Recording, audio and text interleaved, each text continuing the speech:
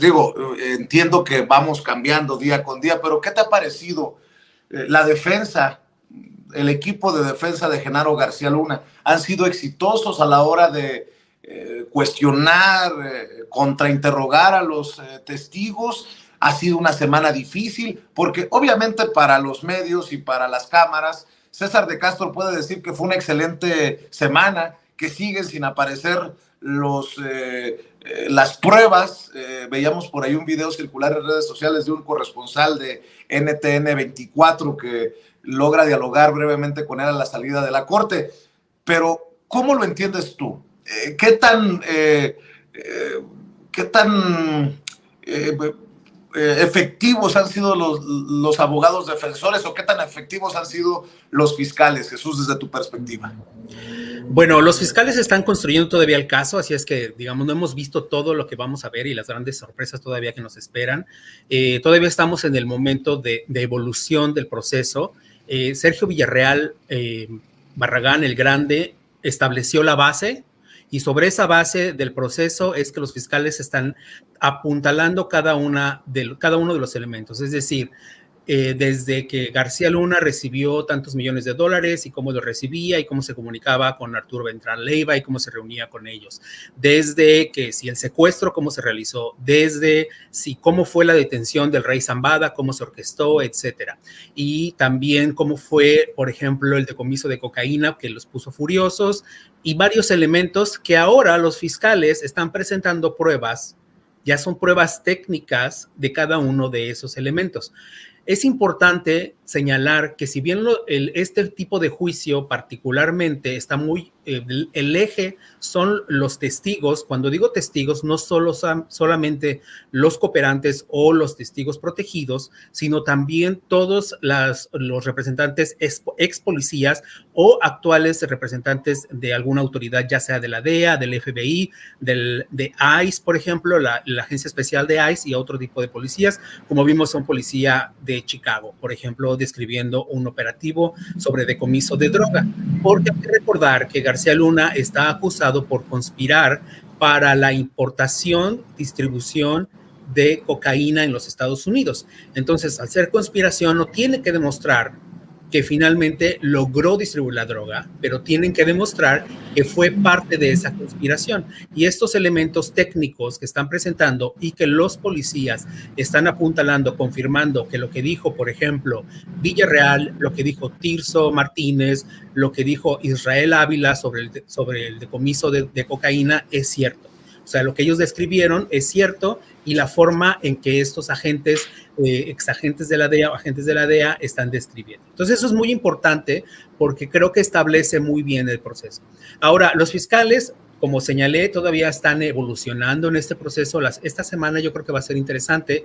Podrían venir importantes cooperantes. Tras bambalinas todavía existe una rebatinga entre qué cooperantes pueden ser avalados o no. Hay una lista todavía enorme de los 70 que se había comentado de testigos.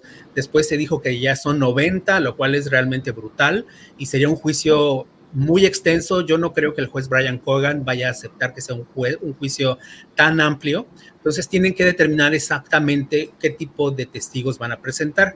Hay algunos que son más sensibles que otros, y entonces están los pleitos justamente no podemos ver exactamente qué es lo que están peleando, porque este tipo de documentos están sellados. Entonces, pero podemos entender más o menos hacia dónde va, digamos, la ruta de este pleito judicial que están realizando. Entonces, eso está tras bambalinas. Los fiscales siguen elaborando su trabajo, han tenido un paso firme, aunque han enfrentado, evidentemente, pues, la defensa está haciendo su trabajo, y yo debo reconocer que están haciendo un trabajo muy interesante considerando la complejidad del caso. El abogado César de Castro, pues, no ha sido el mejor haciendo contrainterrogatorios. En realidad, yo siento que nos ha quedado cortos porque tenemos más expectativas sobre él, pero el abogado Fred Needle, que es el otro que está haciendo contrainterrogatorios, realmente ha hecho una gran labor y ha puesto en problemas a algunos de los testigos, pero al final, en ese pleito, los fiscales han logrado, digamos, salvar gran parte del testimonio. Hay que ver también, poner mucha atención en las objeciones, porque es una de las cosas, estando ahí en el proceso directamente, es lo que podemos ver, perdón, ahí se movió mi computadora, es lo que podemos ver en el proceso. ¿En qué momento se están dando las objeciones y por qué motivo? Entonces, ¿y cuál es la resolución al respecto? Voy a poner un ejemplo. Cuando uno de los testigos estaba hablando, fue cuestionado por la defensa y le dijo, oye, pues tú no hablaste sobre García Luna hasta después de que finalmente ya fue detenido y los fiscales pidieron tu ayuda y nunca antes habías dicho nada, ¿no? Y le muestran un documento donde dice, esto fue lo que declaraste. Y entonces el testigo, que fue Israel Ávila, que además es el único testigo protegido hasta este momento, que era el contador de los Pineda Villa, que era lo que controlaban Guerrero y bueno, Morelos, básicamente, les dice, bueno, eso no es exactamente lo que yo dije, eso es un resumen de lo que yo dije, no es lo que yo dije. Pero entonces, cuando vienen los fiscales, justamente para salvar esa parte, los fiscales, la fiscal Erin Reed, que a mí me parece extraordinario el trabajo que hace, dice, voy a mostrarte un documento adicional, otra parte del documento, donde muestra lo que dijiste sobre el señor García Luna. Cuando estuvo a punto de mostrarlo, la defensa dijo una objeción, después hubo un tema con una reunión privada con el juez y se detuvo. Nunca supimos exactamente qué decía el documento.